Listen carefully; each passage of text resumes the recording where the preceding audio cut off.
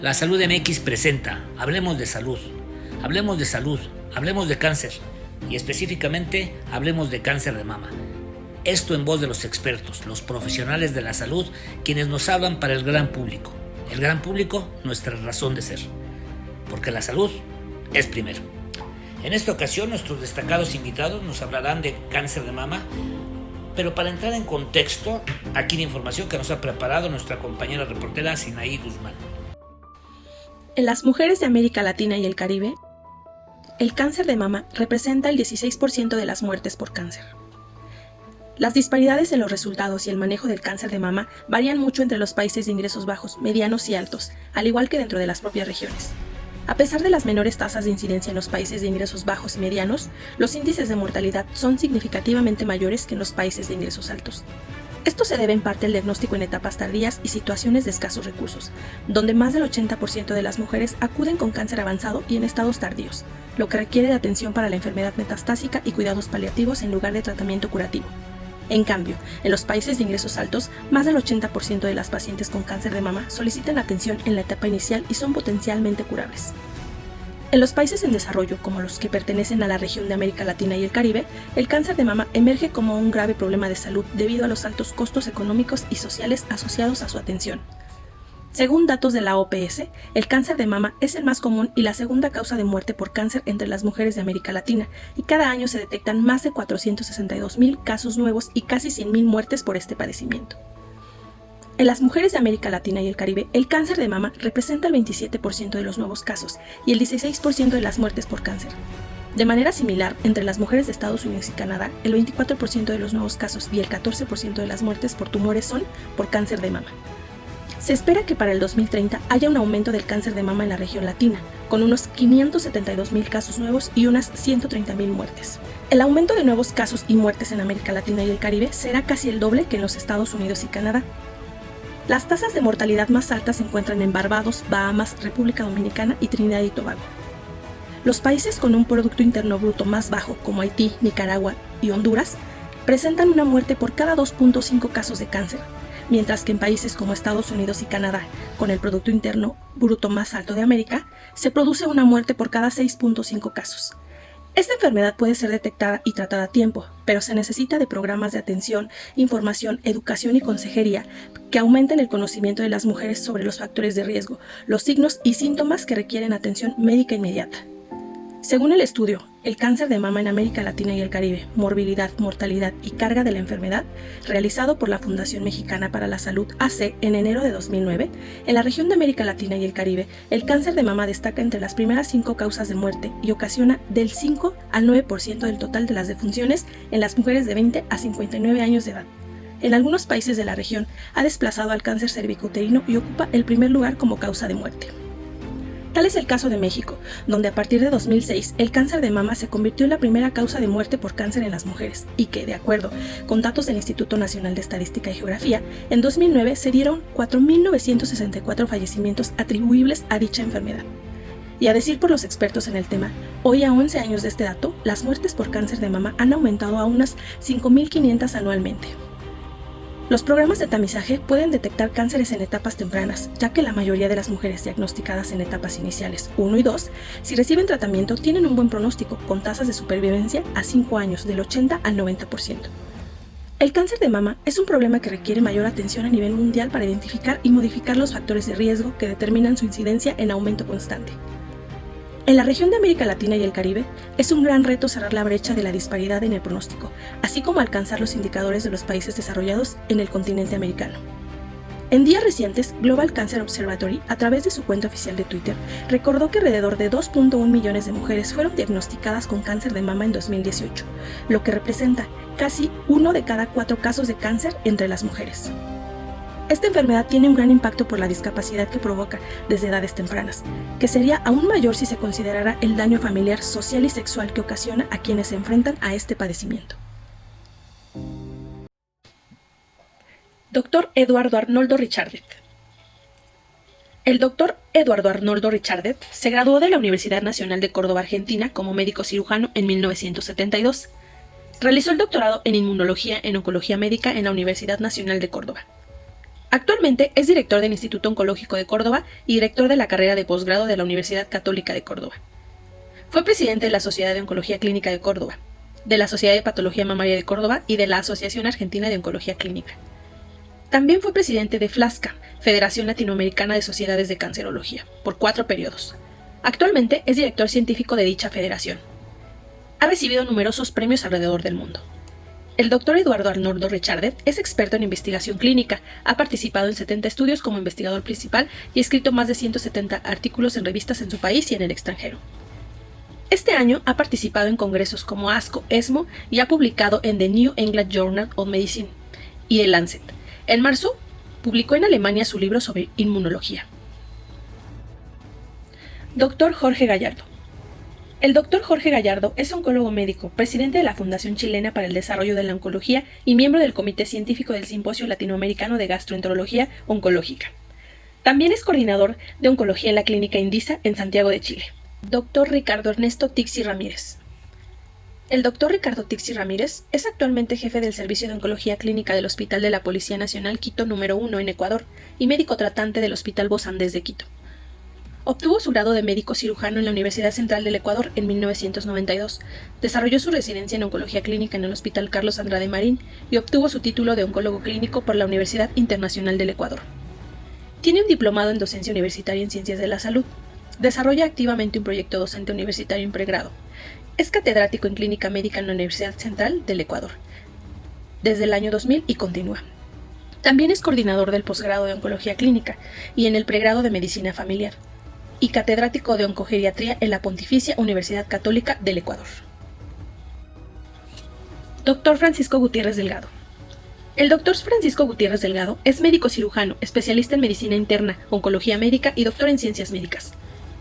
Es el fundador y presidente ejecutivo de la Escuela Latinoamericana de Oncología y director del Centro de Estudios y Prevención del Cáncer AC, CEPREC.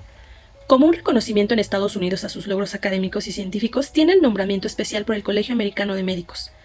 Es miembro de la Sociedad Americana de Oncología Clínica, ha sido miembro de la International Development and Education Award Working Group y miembro fundador del comité editorial de la revista Journal of Global Oncology. Es miembro también de la Sociedad Europea para la Oncología Médica. Actualmente, el Dr. Gutiérrez Delgado es investigador principal en estudios internacionales de nuevos medicamentos contra el cáncer, patrocinados por la industria farmacéutica, y de nuevas tecnologías para el diagnóstico oportuno del cáncer. En CEPREC, dirige el programa de genética y genómica del cáncer en una colaboración con el Centro Médico Nacional City of Hope en Duarte, California. Programa único en el sureste del país que brinda acceso a la población de esa región y a tecnología de punta. En 1993 fue repatriado por el CONACYT en el Programa de Repatriación y Retención de Investigadores Mexicanos. Laboró como oncólogo e investigador clínico en el Hospital de Oncología del Centro Médico Nacional Siglo XXI, del IMSS, y como investigador visitante en el Centro de Investigación del Cáncer Fred Hutchinson en Seattle, Washington, en el programa de trasplante autólogo de médula ósea. El Dr. Gutiérrez Delgado ha sido miembro del Sistema Nacional de Investigadores, tutor del programa de maestría y doctorado en Ciencias Médicas en la UNAM, miembro del Comité Evaluador de Becas Extranjeras y miembro activo del Registro de Evaluación Acreditadas del CONACYT. Bueno, estimados doctores, antes que nada, muchísimas gracias por aceptar esta reunión. Estamos muy agradecidos con ustedes, muy orgullosos de tener un panel con personalidades de la altura de ustedes, que a nivel internacional su prestigio es ampliamente reconocido. Estimados doctores, hablemos de cáncer de mama. Sabemos que el cáncer de mama cobra la vida de cerca de 100,000 mujeres al año en América Latina, presentándose alrededor de 500,000 de nuevos casos en la región. Ante estas situaciones de suma importancia la prevención, eso nos queda a todos claro. De ahí la importancia de un diagnóstico a tiempo. Doctor Francisco Gutiérrez Delgado, ¿qué nos puede comentar de un diagnóstico precoz, de un diagnóstico a tiempo? Diagnóstico precoz es muy importante porque de eso depende la sobrevida de las pacientes. Sabemos que una paciente que es detectada en las primeras etapas, cuando tenemos un tumor que mide menos de 2 centímetros, va a tener mejores posibilidades de sobrevida comparado con aquellas mujeres en quienes hacemos el diagnóstico más tardío, porque el tumor generalmente mide ya más de 5 centímetros. Esta es una realidad que ocurre en México, donde prácticamente el 70-80% las detectamos en una etapa ya más avanzada. Cosa este asunto de la detección temprana tenemos que trabajarla más, sobre todo con más educación, con más acceso a tecnología, que desafortunadamente en nuestro país, en México, y puede ser en algunos casos en Latinoamérica, la gran parte de los centros de diagnóstico o del personal de radiólogos preparados en la interpretación de las mastografías está concentrada principalmente en las ciudades más importantes. Entonces tenemos que ir educando más a la población, pero también tenemos que preparar la infraestructura para que el diagnóstico precoz se haga de manera más eficaz. Perfecto. Doctor Gallardo, ¿podría sumar algo a esto?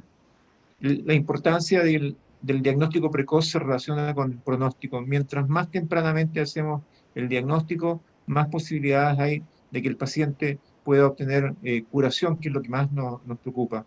Es un arte poder identificar tempranamente a los pacientes y eso depende en gran medida de que el paciente consulte a tiempo, que tenga la capacidad de autodetectarse algunas lesiones, que tenga la capacidad de seguir algunas recomendaciones internacionales de cuando, por ejemplo, hacer la mamografía y que tenga la capacidad de consultar también a tiempo con un médico especialista. También depende, por supuesto, del sistema de salud que se relaciona con él y de los médicos que están formando parte de ese sistema de salud.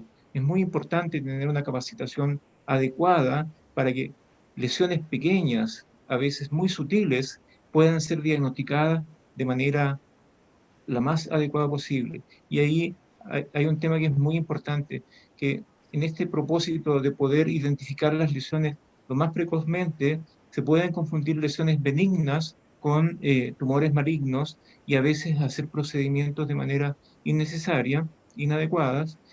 Y por eso es que es tan importante que hayan equipos de salud conformados habitualmente por un cirujano o un ginecólogo especialista en hacer diagnósticos acompañado muchas veces en algunas instituciones por enfermeras o matronas que tienen cierta capacidad como para poder orientar a los pacientes, elegirlo, y entonces elegir el método de diagnóstico más preciso para no confundirse ambas situaciones, nódulos benignos con tumores malignos.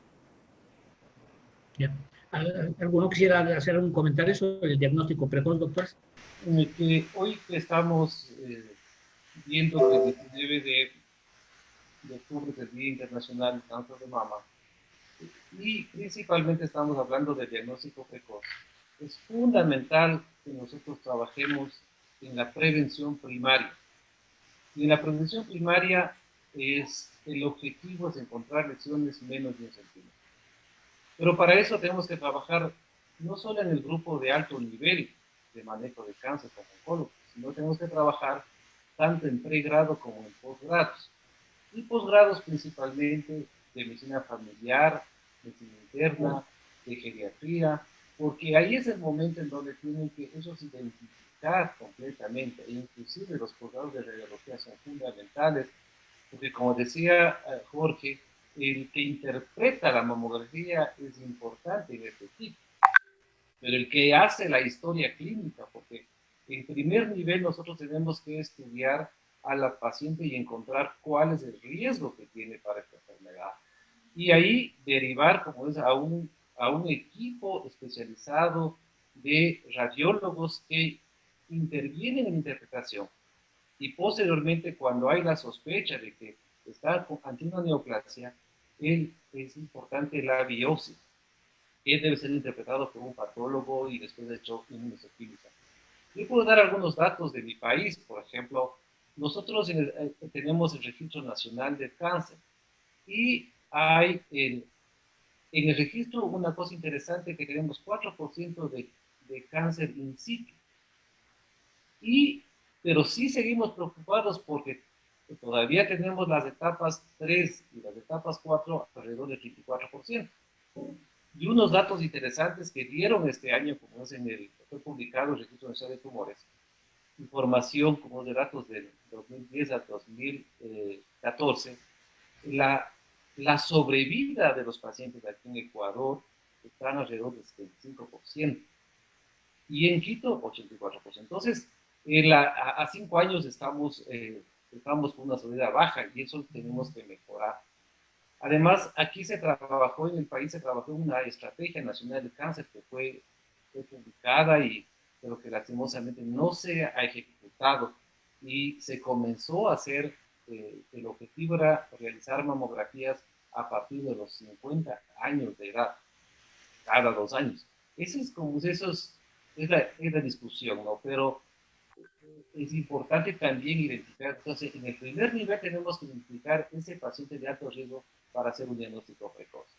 Quisiera hablar un poco sobre mi país, sobre lo que han dicho los colegas anteriores. Sin duda, el diagnóstico precoz es fundamental para la sobrevida de nuestros pacientes. Sin duda, en Latinoamérica, que tenemos unos 300 y pico millones de habitantes, tenemos realidades muy similares en todos los países. Tenemos grandes concentraciones en grandes ciudades, donde a veces la medicina es de una manera, y tenemos las poblaciones que están alejadas de esos centros, que no tienen acceso ni al diagnóstico precoz ni a los tratamientos oportunos. En nuestro país, nosotros tenemos una estadística de unos 130.000 casos de cáncer por año, y en cáncer de mujer en cáncer de mama en mujeres tenemos 20.000 casos anuales. De esos 20.000 casos anuales, como han descrito ustedes, tenemos un 30% de cánceres avanzados que demuestran el fracaso de la prevención y del tratamiento y del diagnóstico precoz, ya sea por la enseñanza para que los pacientes se cuiden, tanto como por los procesos de cribado que han descrito ustedes.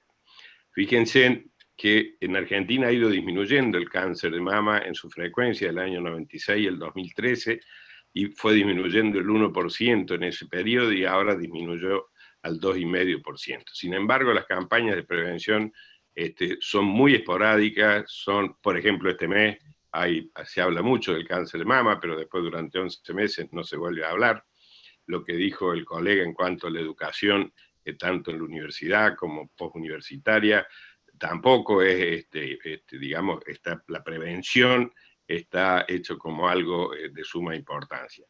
Es decir, que si ustedes se ponen a ver los medios que tenemos, por ejemplo, en nuestro país, probablemente en los de ustedes sea parecido, nosotros tenemos 377 mamógrafos, que hace muy poco se han relevado al Instituto Nacional del Cáncer, de los cuales el 80% son analógicos, el 20% son digitales, y de esos digitales la mayor concentración es en Buenos Aires y en algunas provincias importantes, pero la mayoría del resto del país tiene mamógrafos analógicos. No hay campañas de prevención, no hay educación popular, no se buscan las mujeres con factores de riesgo, que lo discutiremos después. Es decir, que tenemos un déficit importante en eso. Y si bien hay equipos multidisciplinarios y hay lugares donde hay equipos o clínicas privadas que tienen muy buenos especialistas, eso no se puede extrapolar en toda la salud pública de nuestro país, tanto en la salud pública, digamos, hospitalaria, como en las de clínicas. Nosotros tenemos un sistema de salud que es tripartito. Hay un sistema hospitalario, un sistema de obras sociales que son sindicales, y un sistema privado de salud que tiene diferencias muy grandes entre sí. Nada más quería agregar eso. Perfecto, doctor.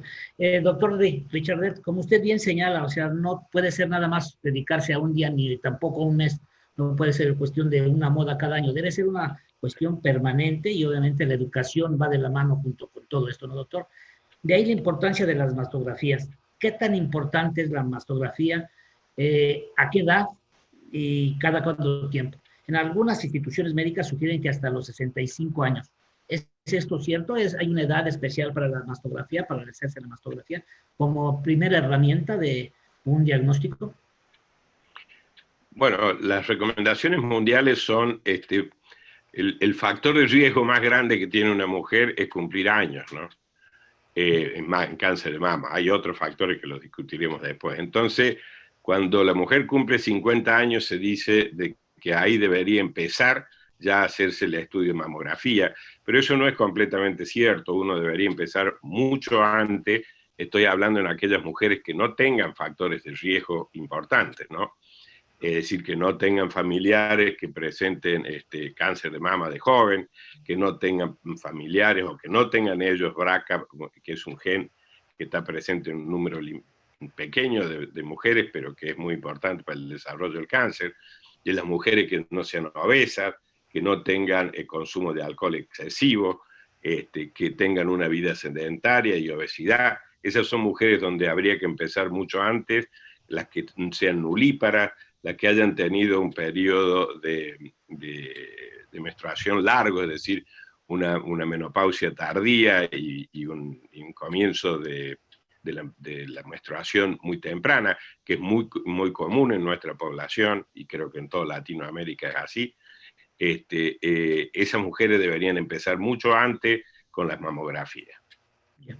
Doctor Francisco Gutiérrez, ¿qué nos puede abundar sobre esto de la recomendación de la mastografía y obviamente hacer hincapié en que no debe ser nada más durante un cierto periodo del año el realizarse estas pruebas?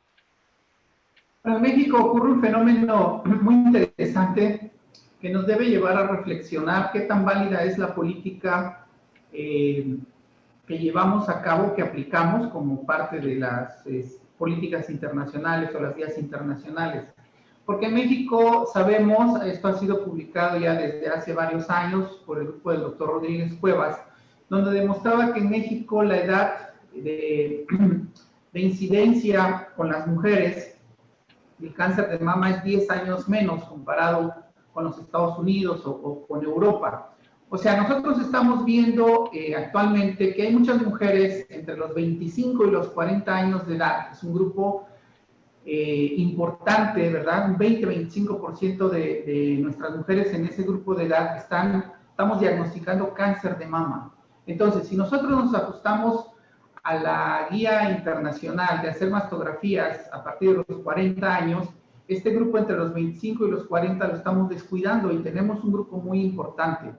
Entonces tenemos que ir pensando en soluciones para nuestros países, específicamente México, Latinoamérica, e ir buscando tecnologías que nos ayuden a diagnosticar de manera temprana el cáncer de mama en este grupo de edad. Pero por otro lado, también tenemos un problema de salud pública, como bien lo señalaba el doctor Richard. México se caracteriza por tener una gran población obesa, una gran población que no tiene actividad física. Entonces, es un grupo de riesgo muy alto.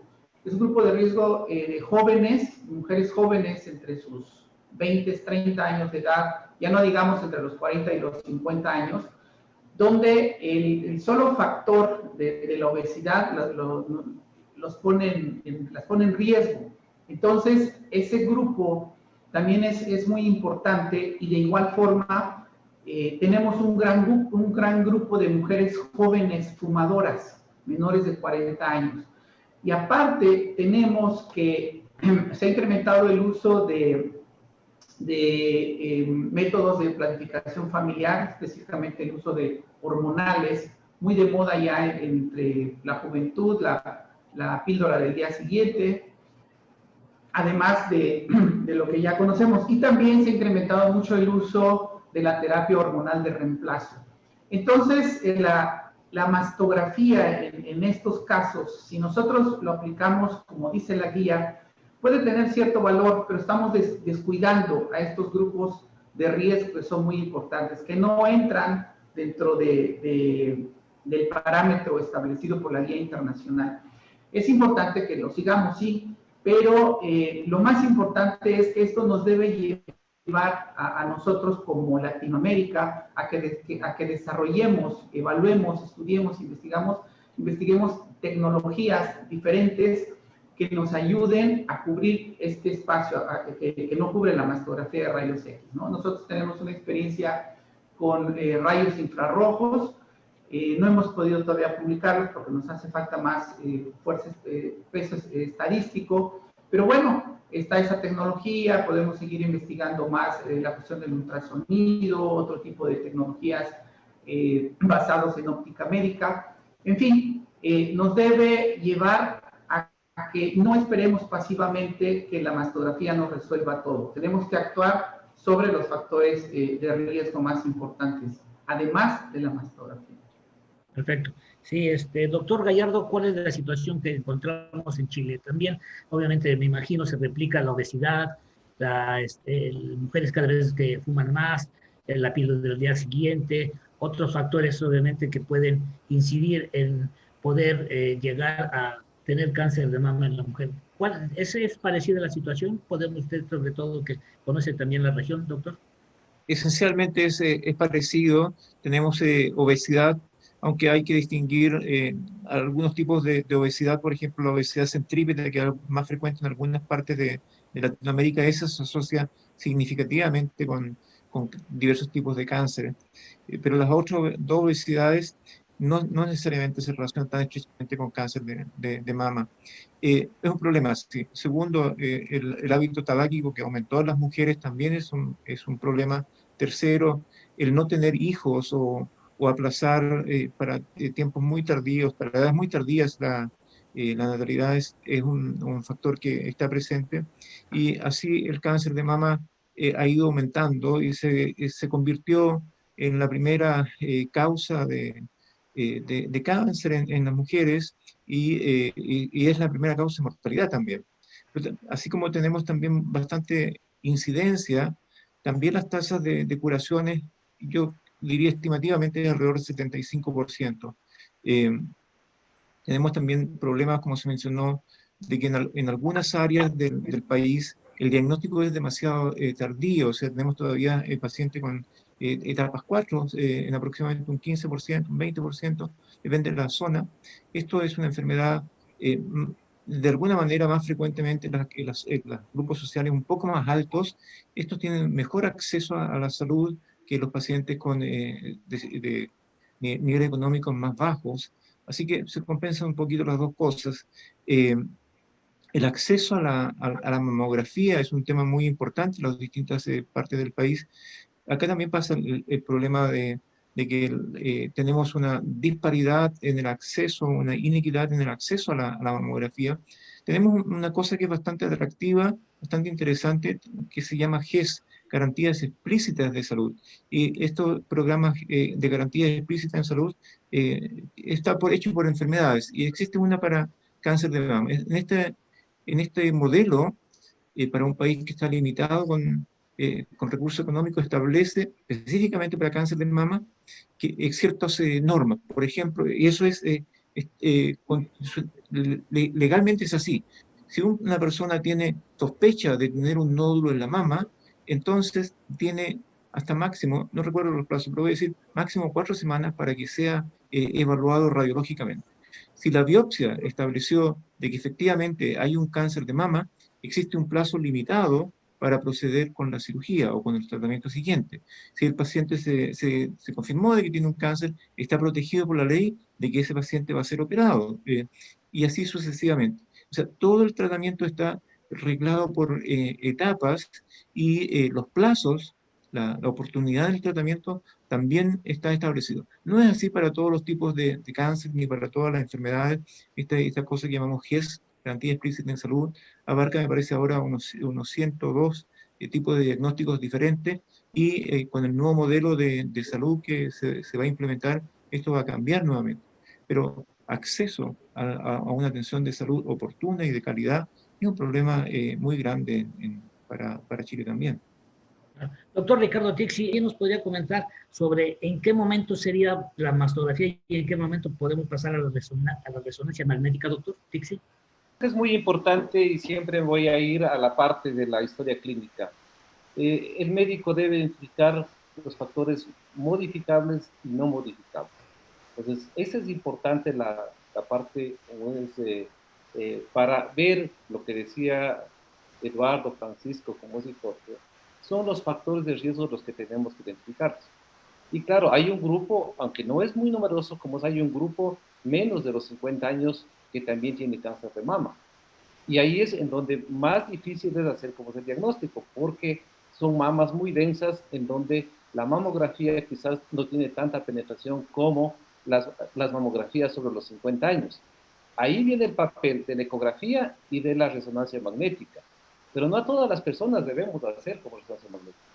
La resonancia magnética es cuando tenemos una sospecha de lesiones menos de 1 centímetro o cuando tenemos en mujeres muy jóvenes que no se puede realizar la mamografía y que se ha encontrado como es que estos pacientes tienen un alto riesgo de cáncer. Hablaba de, como es Eduardo, de la mutación del BRCA, BRCA1, BRCA2. Claro que es un porcentaje bajo, apenas del 10% de personas pueden tener ese tipo de mutación.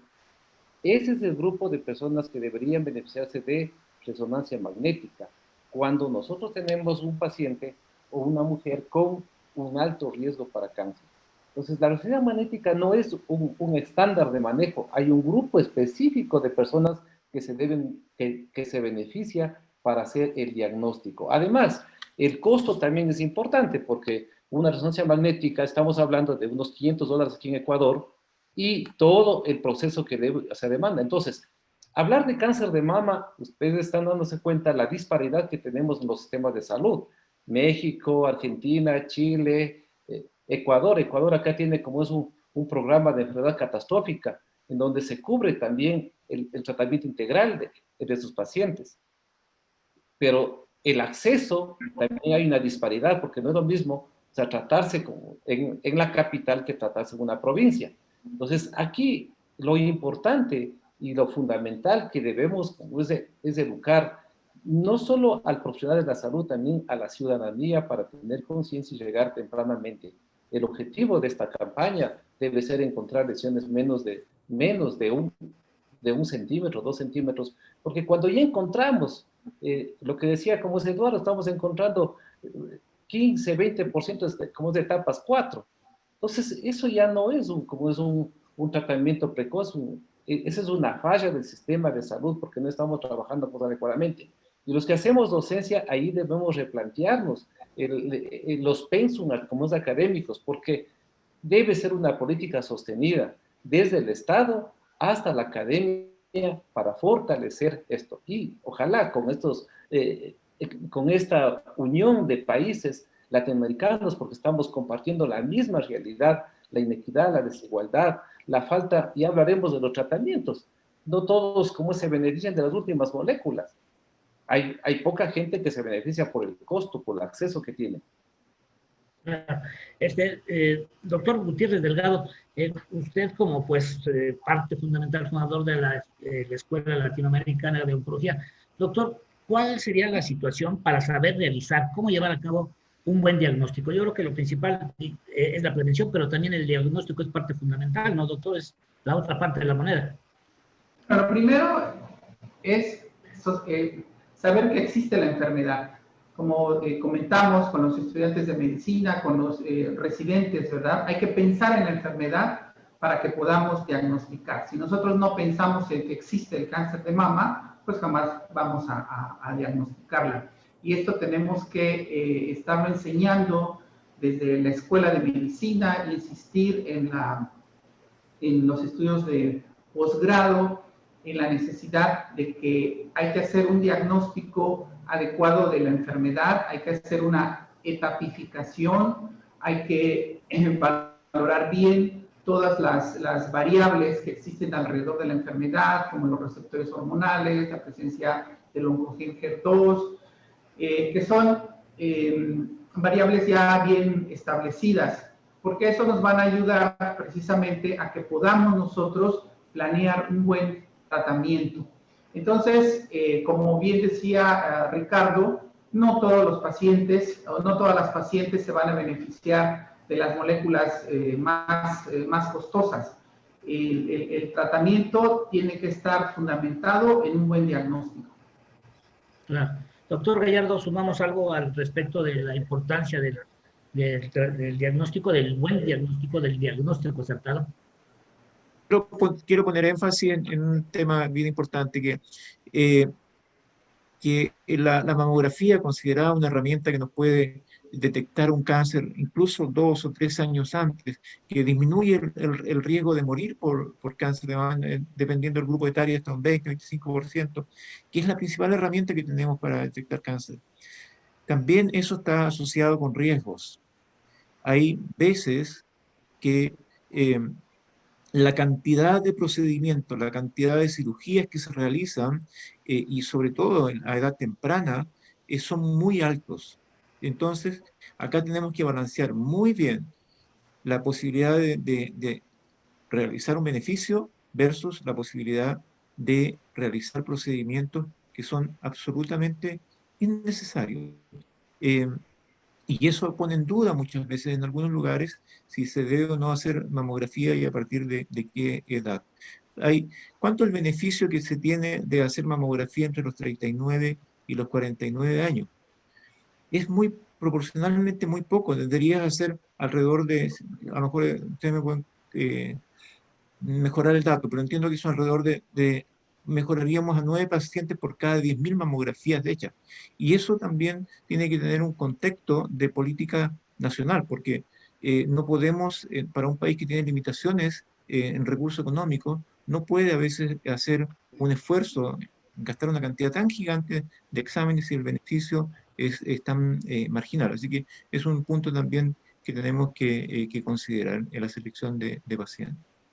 De ahí la insistencia de que, y tenemos, acá en Chile tenemos un problema que yo creo que ocurre en todas partes, eh, esto de la medicina de libre mercado, que se está ofreciendo técnicas de diagnóstico sin que tengan suficientemente bien probado su beneficio. Hay que tener mucho cuidado con eso, porque se ofrecen a veces resonancias magnéticas o técnicas de diagnóstico en mama que no son estrictamente necesarias para algún grupo de pacientes.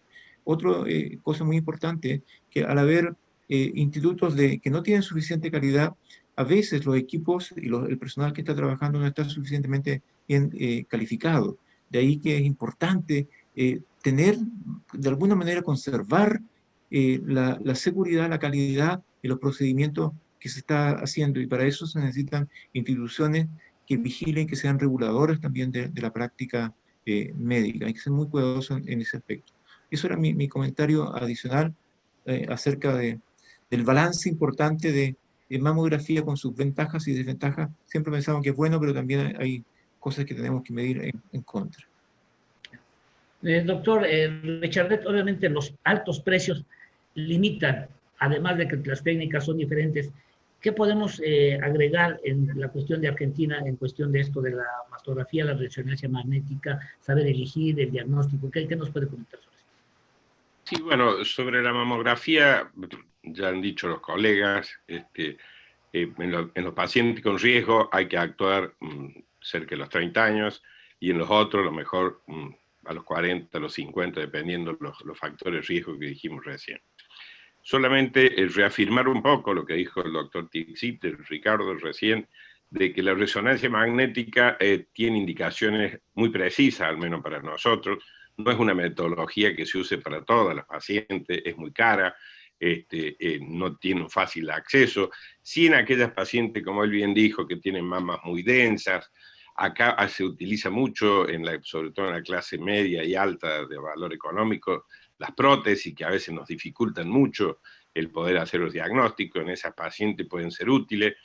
En aquellas pacientes que tenemos dudas en un nódulo, ya tanto con la mamografía y la ecografía, a veces también, o en aquellas pacientes que vamos a hacer neoadyuvancia, que ya sabemos que es un cáncer, que le hacemos una punción y que queremos irla controlando, se hace la resonancia magnética nuclear.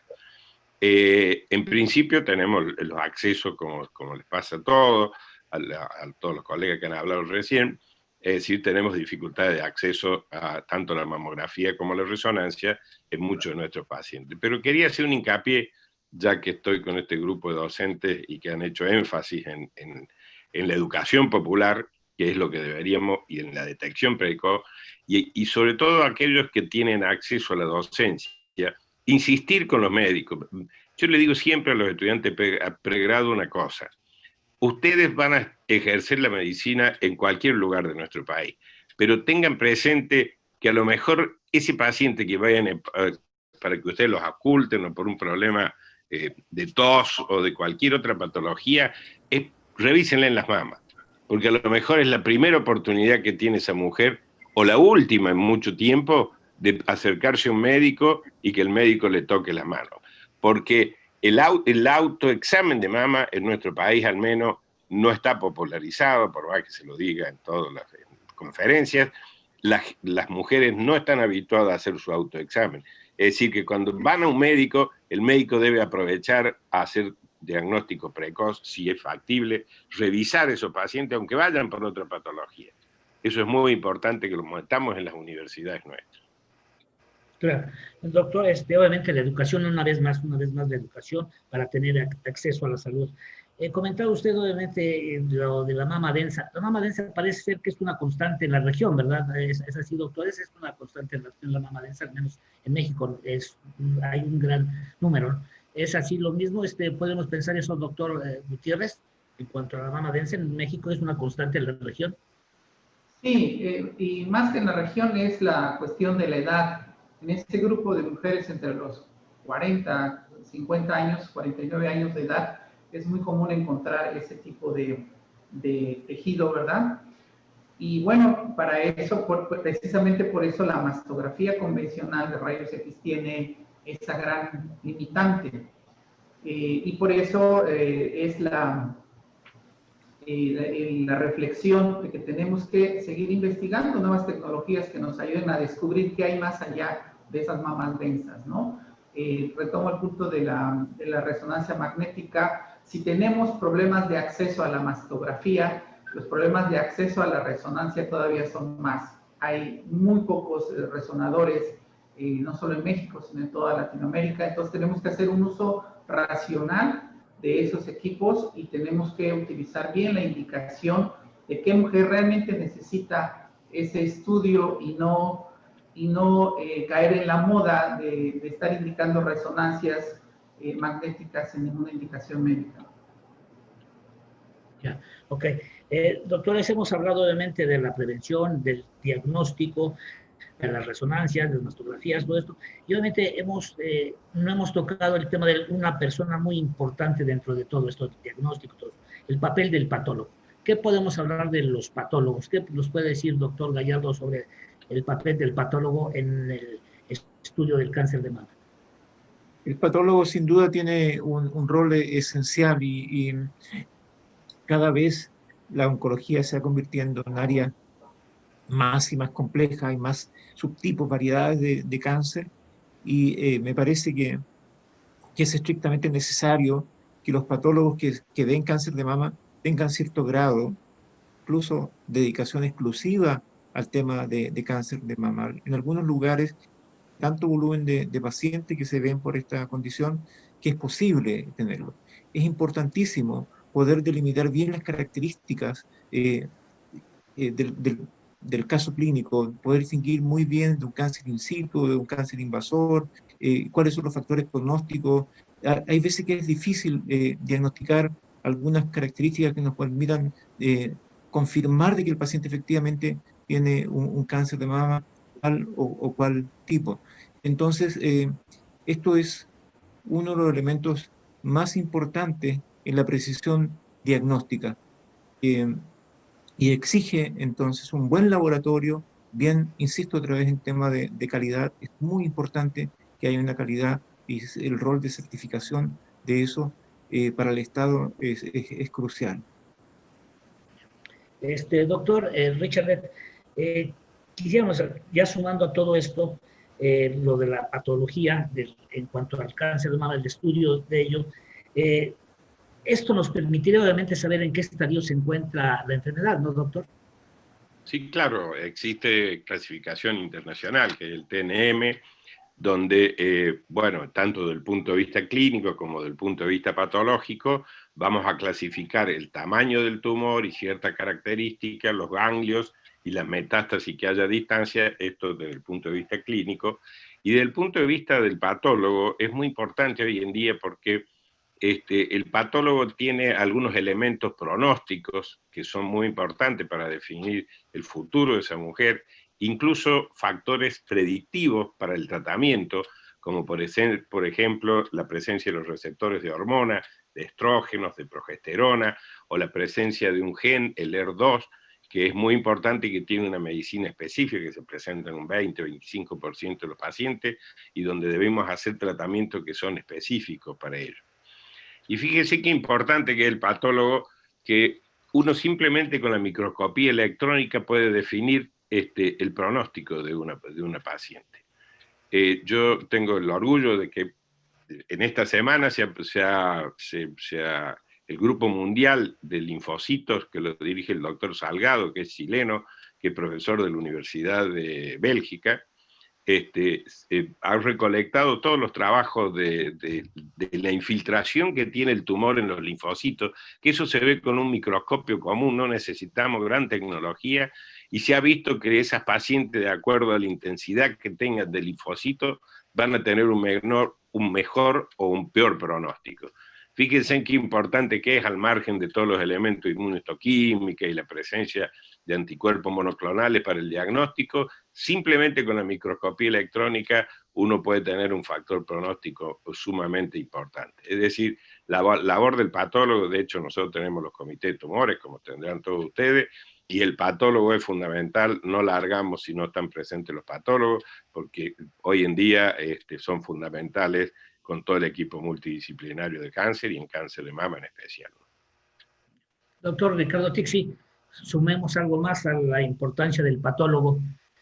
Sí, no, yo creo que tanto como es Jorge como Eduardo han dicho lo que tenemos, o sea, en el equipo multidisciplinario del manejo del cáncer, el patólogo es la mano derecha de nosotros, porque al final él nos va a dar mucha información y nos va a clasificar y nos va. Hemos pasado del TNM que nos rige completamente para saber la etapa 1, la etapa 2, la etapa 3, la etapa 4, pero hoy ya tenemos otros tipos de factores que nos van a indicar cómo vamos a tratar a la paciente.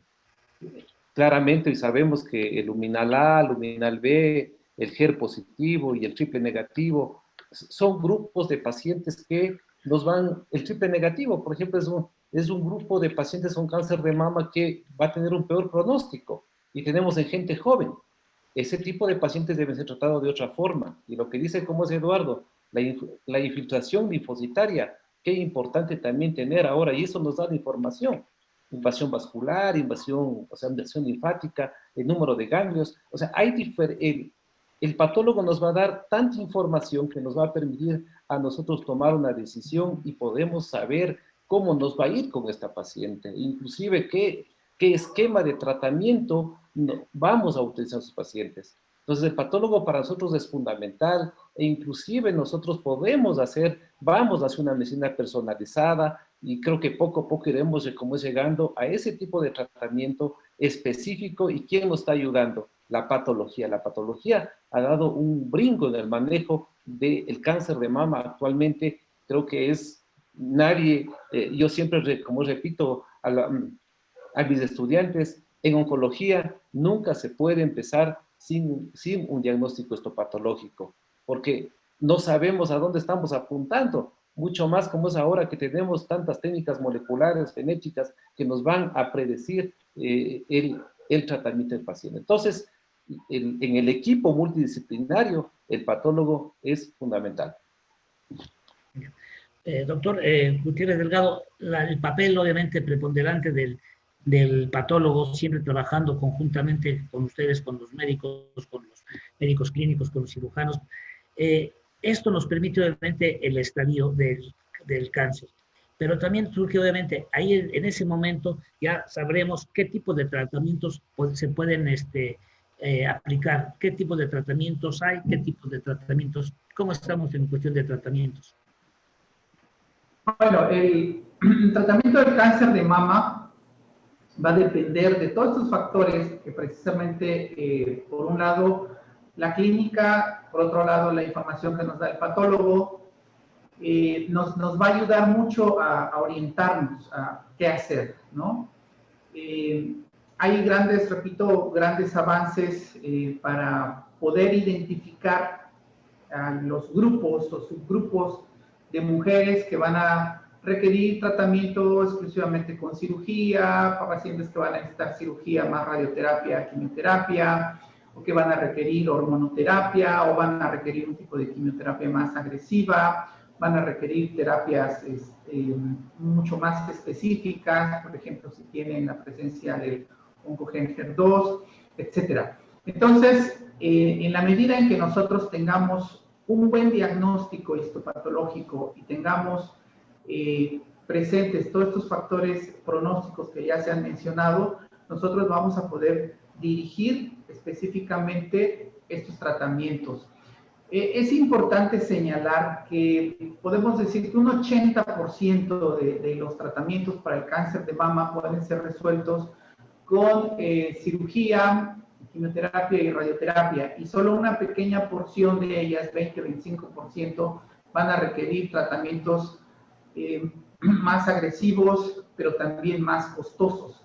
Y este es el problema, porque ese 20-25% de pacientes es en donde vamos a consumir la mayor parte de los presupuestos públicos o los presupuestos privados en el tratamiento de la enfermedad. No hay presupuesto de salud pública o de seguros médicos que resista el impacto de los altos costos que está provocando el tratamiento del cáncer. Entonces, por un lado, son las etapas avanzadas, donde las posibilidades de sobrevida se reducen a un 20%, cuando mucho, una sobrevida de 5 años, y que desafortunadamente, bueno, es el 70-80% de los casos que vemos en México. Pero por otro lado, bueno, está este subgrupo de pacientes que presentan este oncogen HER2, ¿verdad? Pero también estamos viendo cómo actualmente un nuevo grupo de medicamentos que recientemente ha sido aprobados, ¿sí?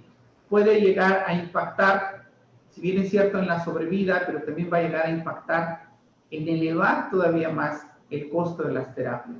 Entonces, tenemos que ser muy cautos para poder elegir la terapia que sea más eficaz, pero también el tratamiento al que puedan tener acceso nuestros pacientes, porque, repito, no va a haber presupuesto público o presupuesto de seguros médicos privados que alcance a cubrir los tratamientos de las mujeres. Y volvemos nuevamente a lo mismo. Debemos trabajar más en diagnóstico precoz, en educación, diagnóstico precoz, para que el dinero que existe presupuestado para el tratamiento de estos pacientes sea más eficaz y podamos tratar a más pacientes. Y no que en un grupo pequeño, 20-25% de pacientes, nos acabemos los presupuestos y dejemos descubiertos a este 70-80% de mujeres. Perfecto. Doctor Gallardo, obviamente de la cirugía, la terapia, la quimioterapia, la radioterapia, la inmunología, hemos llegado a un tiempo en que realmente los avances son inimaginables tiempos atrás. ¿Qué nos puede comentar de los nuevos tratamientos que existen hoy en día? Bueno, lo que más me importa, Carlos, es reforzar un poquito lo que decía el doctor Gutiérrez, es poder identificar muy bien la etapa clínica, como lo mencionó, y las características biológicas de ese tumor. Así, por ejemplo, y tenemos 4 grupos a grandes rasgos, pero 4 grupos. Por ejemplo, es una etapa 1, pero es triple negativo, ese paciente tiene un pronóstico muy agresivo, a pesar de ser una etapa 1. Si es una etapa 1, pero es luminal A, como mencionó el doctor Tix, ese paciente tiene un pronóstico bien diferente y la forma que lo vamos a tratar es distinta. Y ahí nuevamente el tema de educación, de capacidad para ser proporcionales con los tratamientos, para elegir la mejor terapia para cada subgrupo, son tantos subgrupos de pacientes, es muy importante. Así que educación es muy crucial. Ahora, en cuanto a los medicamentos, hay varios medicamentos. Lo más relevante en el último tiempo se relaciona con el valor de la inmunoterapia, específicamente para el grupo de pacientes que tienen enfermedad metastásica, solamente en esa condición, y que son a su vez solo del grupo triple negativo. No veo, excepto alguna situación muy específica, no veo un gran desarrollo de los medicamentos en el último tiempo. La década pasada, cuando se descubrió el gen HER2 y la posibilidad de tratarlo con el medicamento trastuzumab y luego el agregado de pertuzumab, eso nos permitió que a la variante de cáncer de mama llamado HER2, particularmente en etapa metastásica y también en etapas 2 y 3 pudiéramos mejorar su pronóstico significativamente. En el último tiempo también han aparecido algunos medicamentos que inhiben una vía específica, que como palbociclib, ribociclib, nos proporcionan una mejor posibilidad de que el paciente viva con enfermedad metastásica, viva más largo tiempo. Va a tener la enfermedad como una enfermedad crónica, pero el paciente puede tener mejor control de ello y ahora sabemos que la posibilidad de estar vivo a largo plazo son reales, que eso mejora la sobrevida global. Lo complejo para toda esta situación, que es de una minoría de pacientes, es que los costos son extraordinariamente altos y, como dijo el doctor Gutiérrez, para poder tratar ese montón de pacientes, esto significa un gasto muy grande y entonces tenemos que balancear lo que es el costo, el acceso de la salud pública, el acceso a la mayoría de los pacientes, versus la necesidad que tiene un grupo muy pequeño de poder recibir el tratamiento de muy alto costo. Este problema está presente también en Chile, es una discusión muy compleja y creo que está presente también en gran parte de Europa y en Estados Unidos y en algunos de estos países, particularmente en Inglaterra, no todas las drogas de alto costos están a libre dispensación. Existe, y eso creo que es muy necesario para América Latina, existen instituciones que dicen, bueno, veamos cuánto es el beneficio en posibilidades de mantener vivo al paciente versus lo que estamos gastando para estos pacientes. Eh, Eso creo que es una cosa muy extraordinaria, muy importante de poder replicar. No puede ser que el mercado ponga tanto marketing, tanta sobreexpresión de sus beneficios, cuando en realidad el beneficio más importante de que el paciente viva bien no son tan ampliamente adecuados para el nivel de gasto que estamos llegando a tener. Perfecto, doctor. Doctor Richard, como bien señalan ustedes, no hay dinero que alcance, que alcanzaría para poder dedicarnos nada más, o que la industria se dedicara a dar tratamientos. La prevención, obviamente, una vez más, es importante, la prevención, la educación. Respecto a saber elegir los tratamientos, ¿cuál sería una forma idónea para saber llevar a cabo esta elección de los tratamientos? Que ahí sería parte también fundamental, saber elegir el tratamiento adecuado. Sí, yo creo que es muy importante lo que han dicho los colegas y voy a hacer especial énfasis. Bueno, los dos lo han dicho. Eh, mm, Nuestro país tiene el PMO, se llama, que es un programa médico obligatorio. Todos los pacientes, tanto a nivel hospitalario, tienen derecho a la quimioterapia y tienen derecho masivamente a todos los métodos de terapéutica que existen en casi todos los tumores. Pero por otro lado, se comete, y en eso creo que las asociaciones médicas tenemos un papel sumamente importante, así como el Estado. El doctor Gallardo habló de que en Inglaterra hay una organización que se llama el NICE, que estudia los costos-beneficios de cada una de las medicaciones, es decir, los años ganados de vida, tiene una serie de parámetros. Yo conozco un poco Latinoamérica, pero de lo que he visto que hacen un estudio en ese sentido de los costos-beneficios con total seriedad es Uruguay, que la verdad he podido participar en las discusiones esas, he podido participar en Cuba de las discusiones que hacen para la aprobación de medicamentos, está bien, es el otro extremo porque no tienen muchos recursos. Uruguay los tiene y los maneja muy bien, maneja todos los recursos en salud muy bien, y fíjense en lo injusto que es lo que decía, creo que el doctor Gutiérrez recién. En nuestro país hace 2 años se gastaba la mitad del presupuesto en oncología en un medicamento para el cáncer de mama que no aumentaba la sobrevivencia de los pacientes. Era un inhibidor de ciclinas que ahora parece que en un estudio nuevo da 2 meses más de sobrevivencia. Si nosotros utilizáramos todos esos medios, todos esos fondos, como dijo el doctor Gutiérrez, en hacer prevención del cáncer de mama, detección precoz, no gastaríamos esa cantidad de dinero y tendríamos mucho más pacientes vivos. Para eso necesitamos que las organizaciones políticas entiendan esto, cosa que no es fácil, por lo menos en nuestro país, no sé en el de ustedes, Y entonces hagamos realmente una cosa que veamos el costo-beneficio de lo que estamos haciendo. Le dediquemos más dinero a que los pacientes no lleguen en las condiciones que describí yo de enfermedad avanzada, en ese porcentaje de casi un 35% de pacientes, y le invertamos en educación y en detección precoz. Seguramente vamos a ahorrar mucho más dinero y desde el punto de vista humano va a ser mucho mejor para todos nuestros pacientes.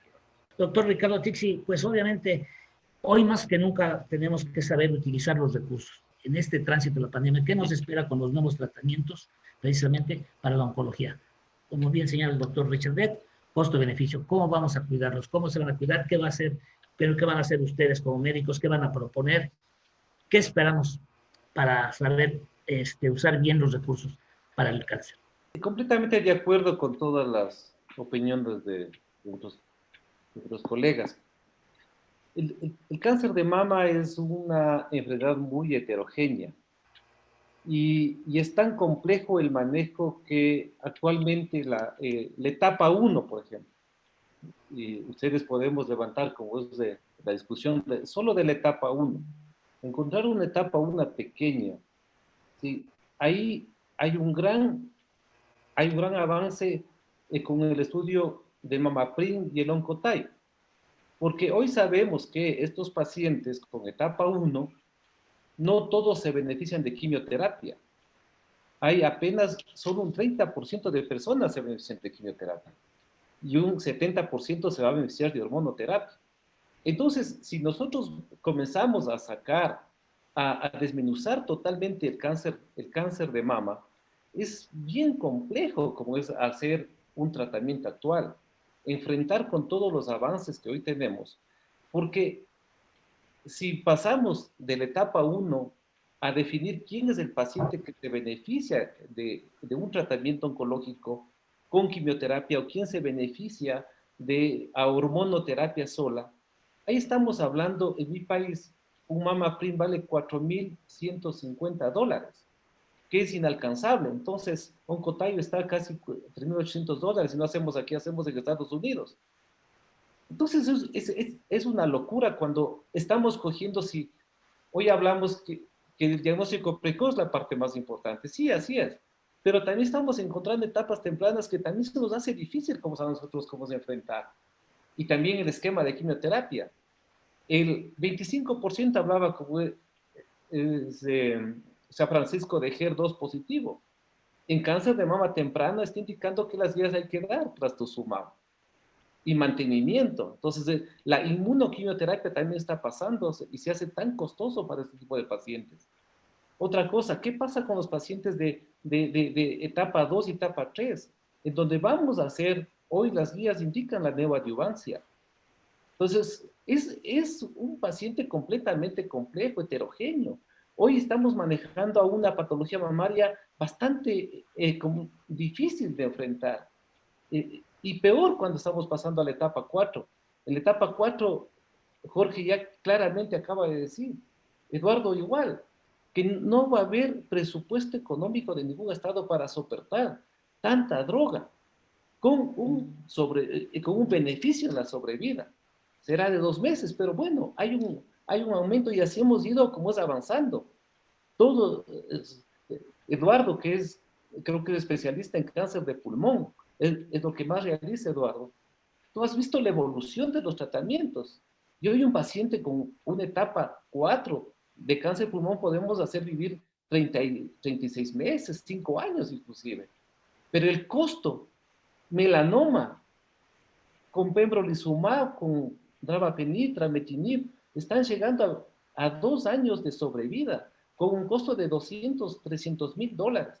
Entonces, es bastante complejo. Igual en cáncer de mama, es muy heterogéneo y es muy difícil saber qué paciente se va a beneficiar o cómo cuidar los recursos. Por lo tanto, lo fundamental hay que recaer nuevamente en el diagnóstico precoz, en la toma de conciencia de pregrado, de posgrado, de la sociedad, de la persona que vaya y busque esta enfermedad, que vaya, y como dijo Francisco dijo claramente, hay que sospecharlo a esta enfermedad para diagnosticarlo. Entonces, la etapa temprana y en la lucha de cáncer de mama, todos sabemos que vamos a necesitar quimioterapia, cirugía, radioterapia, hormonoterapia, inmunoterapia. Entonces, tenemos un abanico de cosas como para enfrentar a esta enfermedad. ¿Cómo? ¿Cómo hacerlo? Y el diagnóstico precoz debe ser la base para encontrar, ojalá, lesiones tempranas y manejar. Ahí está el papel, lo que preguntaba. La escuela, a Francisco decía, ¿qué hace la Escuela Latinoamericana de Oncología? Eso está abriendo. Aquí estamos, es un orgullo para este webinar, estar aquí 4 profesores de mérito de la escuela. Y el objetivo de la Escuela Latinoamericana es esto, acercarnos a la comunidad científica y al pueblo también, para comenzar a debatir estos problemas que tiene Latinoamérica. Porque si no discutimos, si nosotros no manejamos, si no tenemos una data adecuada, no vamos a poder enfrentar solos. El cáncer es una enfermedad que tiene que involucrar a todos, sociedad, fundaciones, políticas. O sea, hay que involucrar a los médicos también. La industria también tiene que ser parte de este conjunto para enfrentar esta enfermedad. Entonces, en esto, ¿cómo vamos a aparecer con otros recursos económicos? Yo no sé. No sé si le está pasando lo que estamos viendo ahora. Hay pacientes que suspendieron tratamiento antes de la pandemia y ellos están bien en progresión de enfermedad. Y en una entrevista que tú me hiciste, Carlos, al inicio de la pandemia, yo decía, después veremos el impacto que va a dar la pandemia en los pacientes con cáncer, porque estamos acabando la primera línea. Y todos sabemos que si acabamos la primera línea, vamos a una segunda línea, y iremos a una tercera línea, y los costos se van incrementando y posiblemente la sobrevida de esos pacientes van a caer. Y por ende ya tenemos sobrevidas cortas, pequeñas. Diagnosticamos tardío, va a haber mayor mortandad de esos pacientes en Latinoamérica. Sí, perfecto, perfecto, doctor. Doctor, pues muy ilustrativa la plática, el webinar, muy agradecido. Si quisiera hacer una anotación que usted bien menciona, este tipo la voz de ustedes, la voz de los expertos, que llegue a la comunidad científica, que llegue a la población, pero también a los tomadores de decisiones, ¿no? Yo creo que es muy importante que los tomadores de decisiones se acercaran a ustedes, o bien, ya que si la montaña no da, ¿verdad? Uno acercarse a ellos, porque sí hace falta que los tomadores de decisiones estuvieran ahí precisamente, escuchando la voz de los expertos, que son ustedes los que más saben. Saber administrar los recursos es de una forma importante, y la educación, una vez más, de educación, para hacer un diagnóstico precoz, que finalmente parece ser la piedra filosofal del cáncer de mama y de todas las enfermedades, ¿no, doctor? La prevención. No sé si quieren agregar algo más, doctores. Sí, yo creo que es fundamental lo que dice usted, doctor. De alguna manera tenemos que llegar digamos, al área política de nuestros países para que entiendan esto, que no es fácil, porque por ahí se mueven con otros códigos, con otra visión digamos, de la humanidad, quizás en sus, digamos, intríngulis políticos. Esto tiene a lo mejor poca importancia.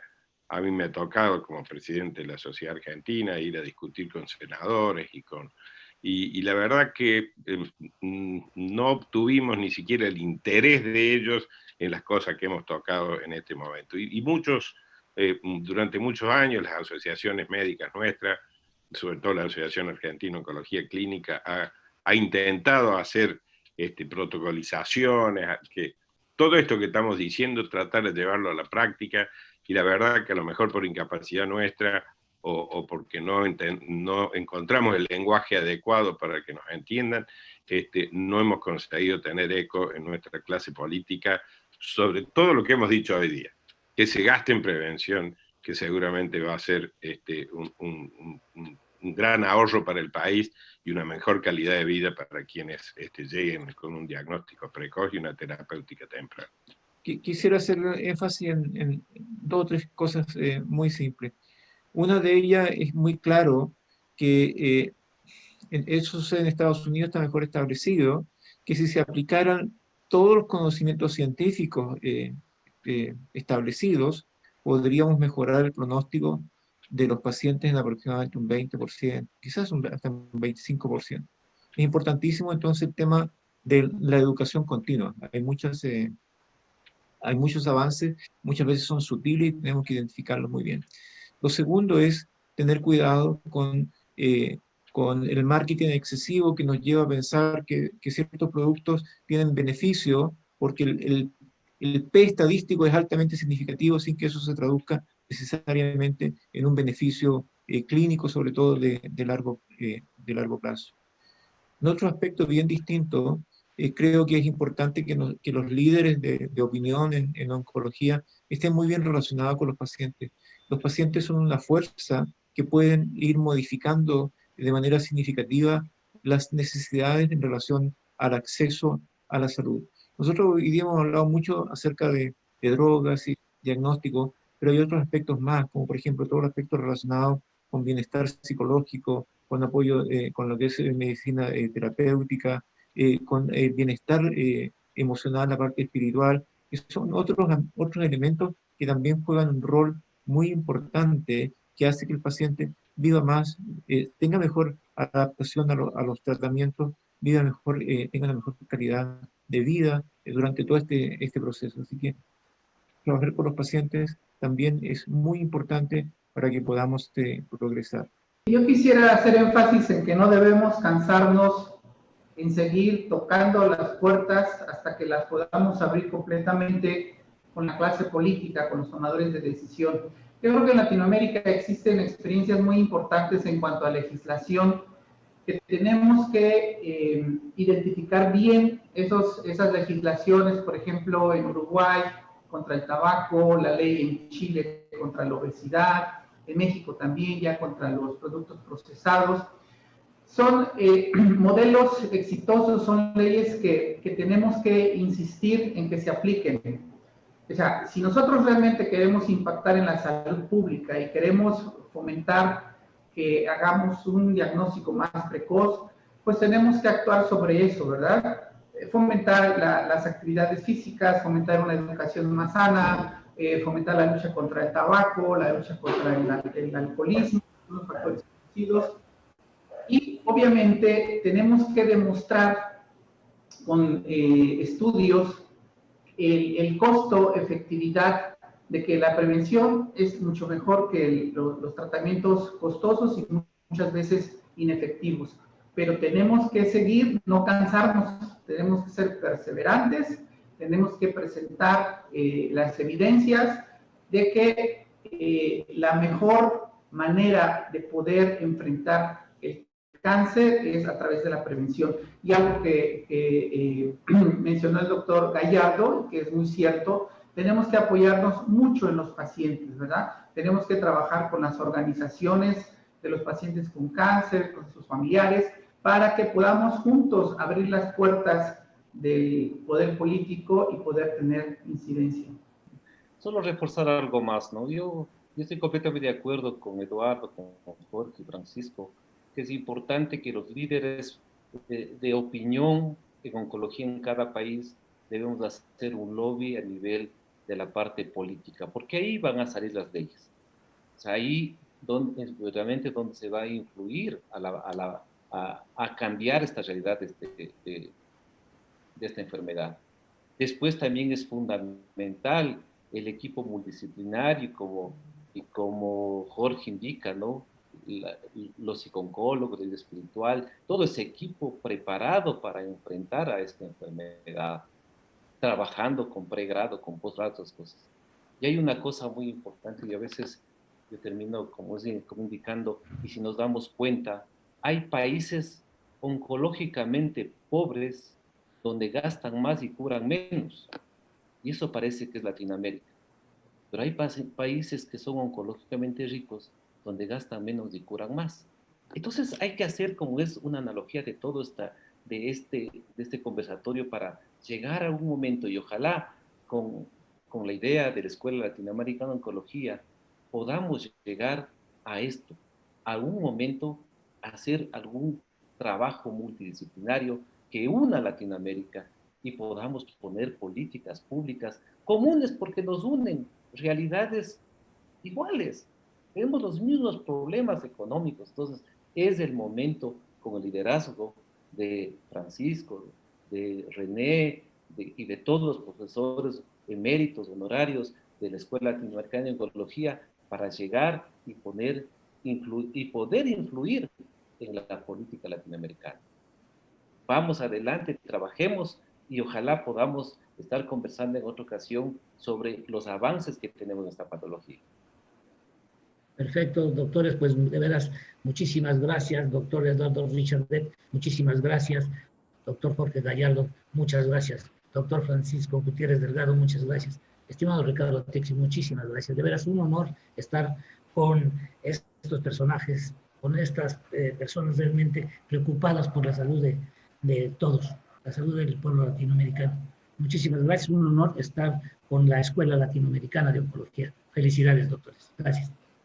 Muchas gracias, Carlos. Ha sido muy amable. Hemos tenido una reunión fantástica hoy día de intercambio de opiniones. Ojalá que las podamos mantener, que se realicen en distintos ámbitos. Un honor participar con colegas tan destacados como Eduardo, el doctor Tixi y Francisco, con quienes nos unen lazos de amistad. Yo creo que este esfuerzo que hacen ustedes es muy importante. Y va en consonancia con lo que hemos estado hablando. Esta forma de transmisión y esta organización, este esfuerzo que han puesto ustedes, este es un esfuerzo y son las piedras de base para que lleguemos algún día a lo que hemos estado soñando hoy día. Muchas gracias por la invitación. A sus órdenes, doctor. Muchas gracias, Carlos, por esta invitación. Muchas gracias al doctor Eduardo Richardet, al doctor Jorge Gallardo, al doctor Ricardo Tixi. Obviamente la Escuela Latinoamericana de Oncología no sería escuela sin estos grandes profesores eméritos, que son todas unas figuras en sus países, pero también en la región y también con un gran peso internacional. Gracias. Gracias a ustedes. Sí, ustedes. Y yo también quisiera, en mis últimas palabras, compartir con este selecto público, selecto amigos que nos conocemos de largo tiempo, soñando. Y hay que seguir soñando por una Latinoamérica unida, ojalá podamos, como es, disminuir esa brecha de desigualdad que existe y tenemos que unirnos. O sea, es el momento de unirnos para trabajar en conjunto. Un placer haber compartido con ustedes y vamos a estar cerca nuevamente para seguir trabajando.